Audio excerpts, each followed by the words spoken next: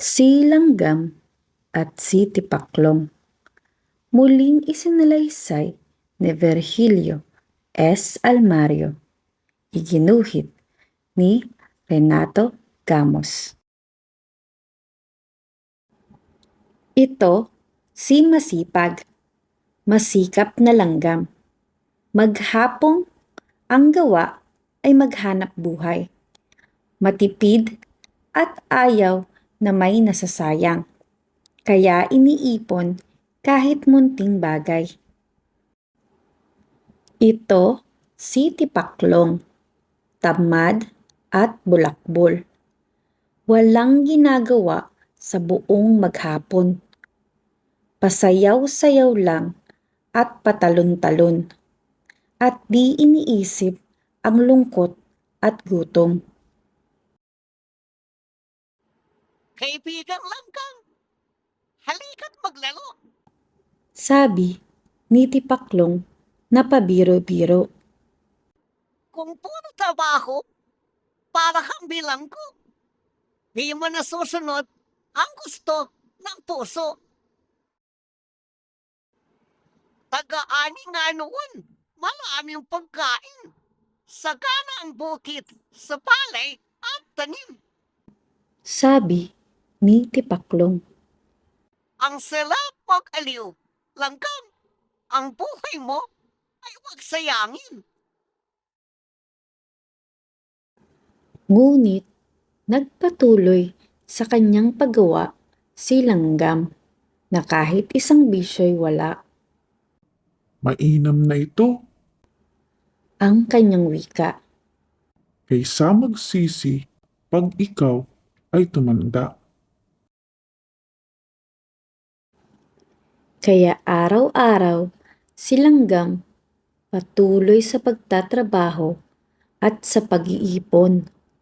Araw-araw naman itong si Tipaklong ay pakanta-kanta at patalon-talon. Isang araw, biglang bumuhos ang ulan. Naku! Bagyo yata! Ang sigaw ni Langgam.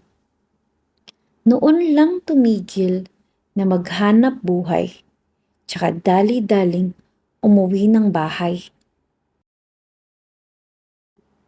Si Tipaklong naman ngayon ay nalito, nahinto sa kanyang kanta at paglukso. Nagpayong ng dahon at saka tumakbo. Dahil walang bahay, nagsiksik sa damo. Lumakas ang ulan at hindi tumigil. Nakakatakot pa ang lakas ng hangin. Maraming nasirang kahoy at pananim at waring pabaha sa buong bukirin.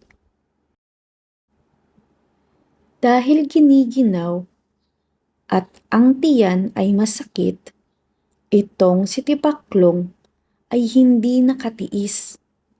Ang bahay ni Langgam tinakbong mabilis at saka kumatok na naghihinagpis.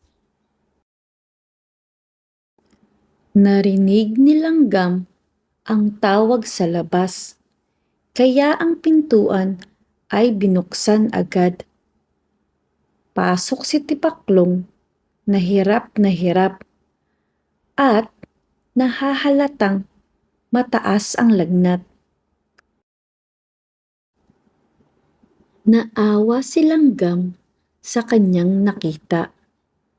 Ngayon, pobreng-pobre ang dating masaya. Binigyan ng bagong damit ang bisita.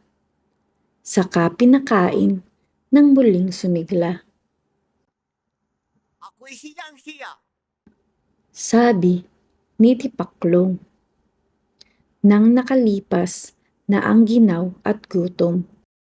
Huwag mag-alala, Sagot ng tumulong. maraming pagkain ang aking naipon.